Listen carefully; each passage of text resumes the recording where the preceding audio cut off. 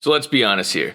You didn't search for this video, but you read the title and you can't resist. But you're also intrigued. Well, so was I when I first started researching this topic. It all began when I had to take a drug test for a new job. The employee administering the drug test said, as soon as you pee into the cup, it needs to be handed back to them right away. I asked why, and they said it's to make sure the urine placed in the cup is not at room temperature to prevent people from bringing in someone else's urine to unauthentically pass the test. And this is where my descent into madness began. The test cups used for drug testing have a strip on the side that changes color based on the temperature of the liquid placed in the cup. Normal human urine is anywhere between 32 and 38 degrees Celsius. And for all the Americans out there, this is about the temperature of water in a kiddie pool left in the sun.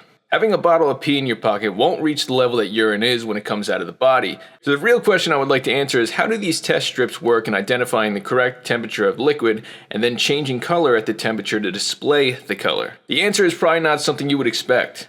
It's crystals. No, not those crystals. Nope, not those ones either. It's actually thermochromic liquid crystals. Thermochromic liquid crystals are these oval rod-shaped crystals that are too small to be seen with the naked eye, but they're made of a combination of different molecules. Instead of these crystals being in large chunks like salt or quartz, picture them like grains of rice. One grain of rice represents a single thermochromic crystal. Now, if we put a bunch of these crystals together, they begin to flow like a liquid. They take shape of the container they're in and flow on the table similar to a liquid, but they're still solid oval chunks of crystals. Unlike the rice, these crystals don't exist as random formations, but each distinct layer has crystals pointed in a different direction. When the temperature of the crystals change, the space between the different layers change. When these layers increase or decrease in distance, different wavelengths of light from the environment are either being absorbed or reflected back. The wavelength of light that's reflected back is the color the test strip resembles.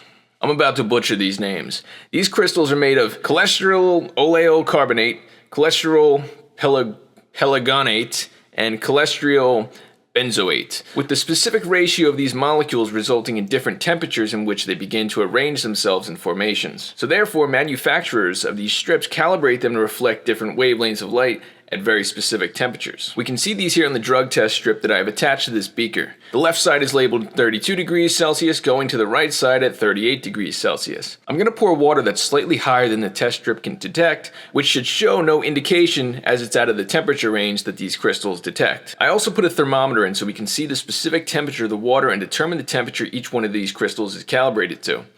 As we can see, when the water cools down, it comes in a range that the test strips can detect, and the first circle appears to be calibrated to 38 degrees Celsius. I sped this process up as waiting for water to cool bored the piss out of me. Get it? I thought it was funny. Just as I expected, each crystal pad was calibrated to arrange these crystals in different distances that absorbed and reflect light differently to indicate the temperature of the liquid inside the beaker. So in conclusion, there's many different uses for these types of thermochromic liquid crystals, from baby bottles that change color to indicate if formula is too hot or cold, all the way to indicator levels for propane tanks. Also, not to mention the most important one of them all, the mood ring, so I can keep in touch with my emotions. Well, have a good day.